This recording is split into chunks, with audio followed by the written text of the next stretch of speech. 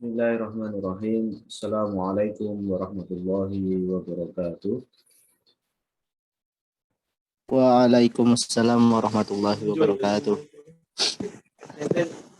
Innal hamdalillah nahmaduhu wa nasta'inuhu wa nastaghfiruh wa na'udzu billahi min shururi anfusina wa min sayyiati a'malina may yahdihillahu fala mudilla lahu wa may yudlil fala hadiya lahu. Asyhadu an la ilaha illallah wa asyhadu anna Muhammadan abduhu wa rasuluh la nabiyya wa la rasula ba'da. Allahumma shalli wa sallim ala sayyidina Muhammad wa ala ali sayyidina Muhammad. Baik kawan-kawan sekalian, kita meneruskan perkuliahan kita, pertemuan ke berapa ya? 3 ini. Pertemuan ketiga. Sebelumnya kita bahas tentang bagaimana hakikat peradaban Barat, apa itu Barat, dan lain sebagainya. Kemudian selanjutnya pada malam hari ini kita akan diskusi mengenai apa itu orientalis dan lain sebagainya.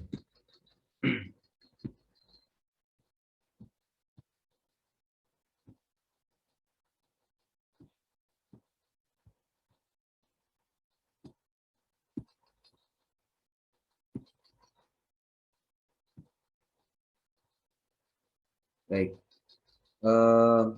kali ini kita akan membahas apa itu pengertian orientalisme dan oksidentalisme. Orientalisme asalnya dari kata orient ya. Kemarin ini sudah dibahas ya? Atau belum? Lupa ya? Yes. Ya, ini saya ulang kembali kalau semua sudah. Nanti saya teruskan lagi. Orientalisme asalnya dari kata orient. Orient itu artinya adalah apa? Timur ya. Orient timur. Orientalis adalah orang-orang yang mengkaji tentang timur. Orientalisme itu sudah menjadi sebuah gerakan penelitian ataupun riset yang dilakukan oleh orang-orang Barat terhadap kajian keilmuan orang-orang Timur. Nah, keilmuan Timur ini dikaji oleh Barat dengan sudut pandangnya mereka. Jadi, apa saja keilmuan yang ada di Timur itu dikaji oleh orang-orang Barat dengan sudut pandang Barat sendiri. Kalau dalam buku Al-Mawsu'ah Al-Muyassarah fil Adyan itu dikatakan bahwa orientalisme itu bahasa Arabnya adalah istishraq, itu dideskripsikan sebagai gelombang pemikiran yang berbagai studi ketimuran yang Islami. Nah, apa saja objeknya? Objek kajiannya mencakup yaitu peradaban, kemudian agama, seni, bahasa, sastra, dan kebudayaan, dan lain sebagainya. Sedangkan oksidentalisme itu lawan dari orientalisme, dari akar kata oksiden. Oksiden itu artinya adalah barat, gitu ya. Jadi oksidentalisme itu adalah sebuah gerakan penelitian atau riset yang dilakukan oleh orang-orang Timur untuk mengkaji tentang keilmuan Barat, gitu ya, tentang keilmuan Barat dengan sudut pandang Timur, atau bisa dikatakan sebagai yang mengcounter pemikiran Barat, itu oksidentalis. Selanjutnya, Hasan Hanafi mengatakan oksidentalisme itu lawan dari orientalis tadi. Kalau orientalisme melihat potret Timur yang dalam tanda petik itu adalah Islam dari kacamata Barat, maka oksidentalisme justru sebaliknya, yaitu melihat potret Barat dari kacamata Timur. Ya. Tadi kalau ditinjau dari aspek etimologinya atau bahasanya, oksidentalisme diambil dari kata Oksiden, artinya apa? Arah matahari terbenam, yaitu Barat, gitu ya. Dasar-dasar oksidentalisme ini pertama, oksidentalisme itu dipandang sebagai suatu mode pemikiran yang dibangun berdasarkan suatu epistemologi dan ontologi, yaitu yang tetap harus menancapkan bagaimana perbedaan yang jelas antara yang timur dengan yang barat. Dasar yang kedua dari oksidentalis itu adalah bisa dilihat dari berbagai macam istilah akademik, yaitu yang merujuk kepada seperangkat lembaga, disiplin ilmu, berbagai aktivitas yang biasanya terbatas pada perguruan-perguruan tinggi. Ini contohnya adalah contoh lembaga-lembaga oksidental, gitu ya, yang kajian tentang barat, ya, gitu, dan lain sebagainya. Yang ketiga ini sama, hampir sama, yang itu berasaskan pada badan hukum. Lutfi Asy-Syaukani mengatakan bahwa oksidentalisme itu adalah pengkajian atau mengkaji, ya, mengkaji barat, baik itu dari sisi budayanya, gitu ya, atau dari ilmunya, gitu, ataupun dari aspek-aspek sosial yang lainnya. Kemudian ini perbedaan-perbedaan munculnya bagaimana orientalis dan oksidentalis.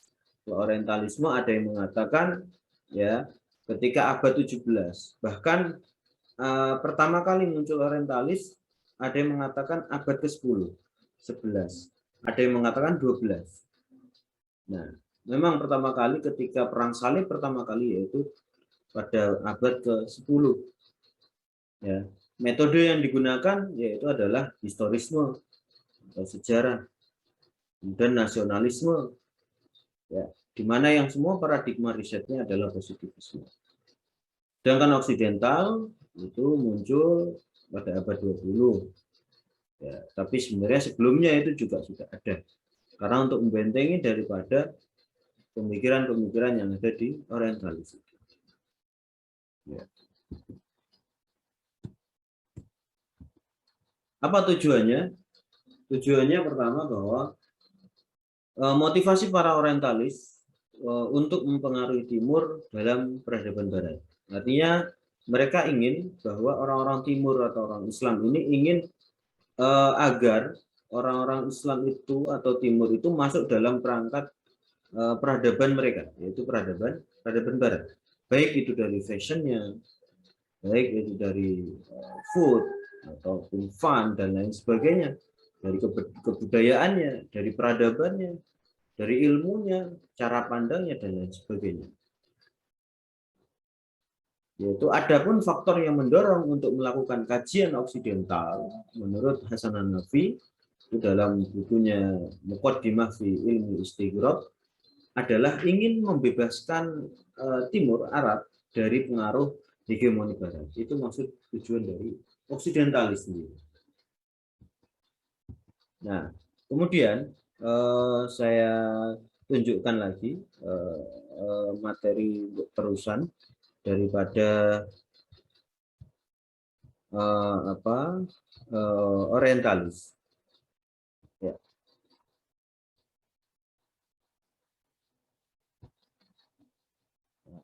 Terusannya ya, ini terusannya.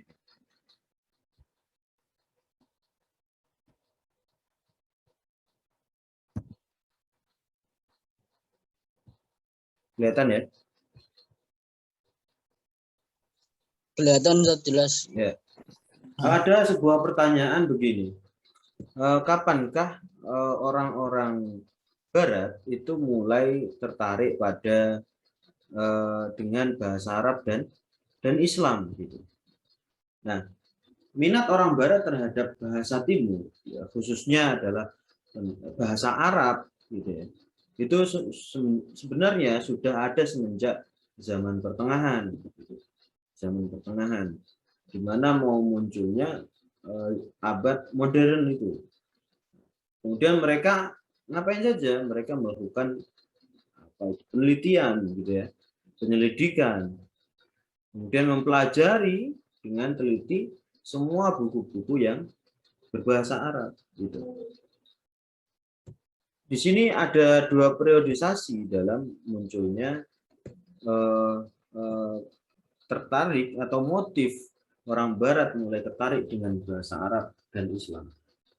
Pertama, menerjemahkan buku-buku berbahasa Arab dalam bidang ilmu alam dan matematika. Ini pertama kali sebenarnya.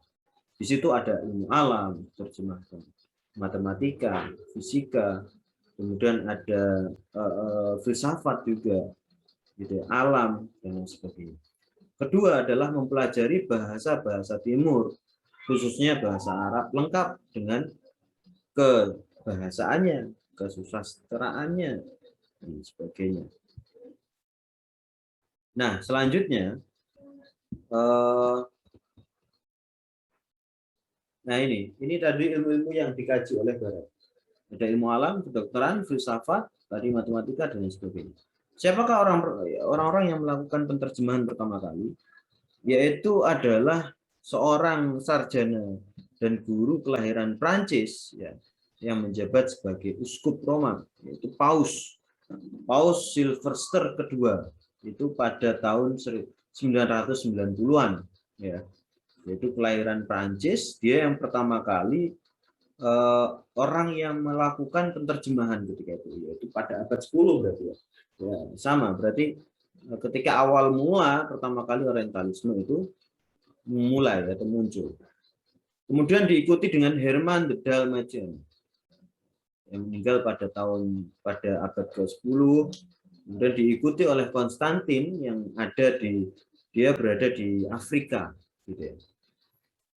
Ini selalu diikuti terus, diikuti dan diikuti. Nah, inilah sebenarnya pada abad 12 ini pertama kali penerjemahan itu dilanjutkan, yaitu ketika di Toledo, ya, jadi yang berada di tengah-tengah Spanyol, ya. Ini menjadi pusat kemajuan ilmu pengetahuan. Ya. Dan disinilah banyak orang-orang Barat itu melakukan penerjemahan. Bukan hanya itu, dia juga belajar kemudian menyusun buku-buku. Ketika itu pada zaman Harun ar-Rasyid dan Ma'mun ar-Rasyid. Itu terusannya dari Orientalisme. Mungkin di sini ada yang ditanyakan, silahkan. Ya, saya teruskan lagi ya.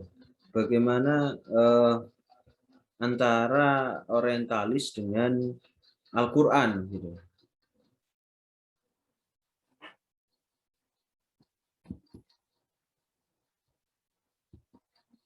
Nah, Al-Quran itu adalah kitab suci yang banyak sekali pengaruhnya terhadap masyarakat, sosial, gitu ya.